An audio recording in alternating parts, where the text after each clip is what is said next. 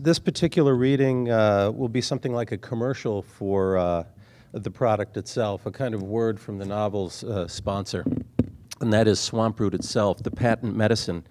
It was so famous, it was concocted and bottled in Binghamton, New York in the late 19th century, early 20th century, and by the Kilmer family in Binghamton. This is historically true, and it claimed to cure and or remedy anything that ails you.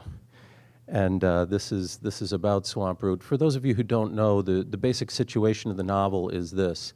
Tim Craker has come back from the more recent Iraq war with post-traumatic stress or shell shock, or what he calls the worm in his head.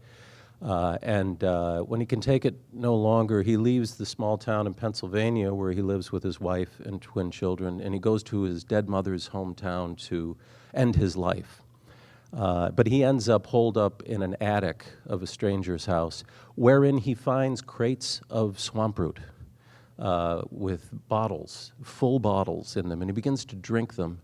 And he discovers a journal written by a man who's been dead for 58 years, also a veteran of the Army, the Philippine War in 1904, and he reads his journal over and over again and begins to participate in it. He writes in his journal, and he becomes friends with this man who was born a century before him in that kind of miracle that is the page, that I think in some way that miracle has brought us all together here.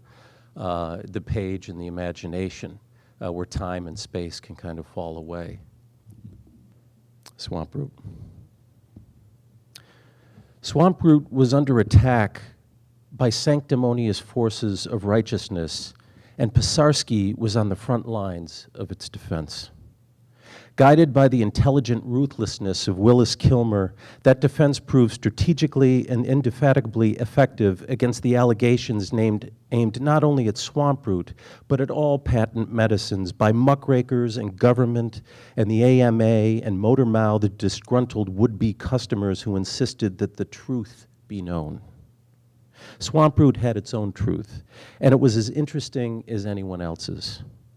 The folks in the swamp root advertising division had compiled and published hundreds of real testimonies by real people with real health problems that, unless they were all delusional, made lies of the muckrakers' claims to the truth.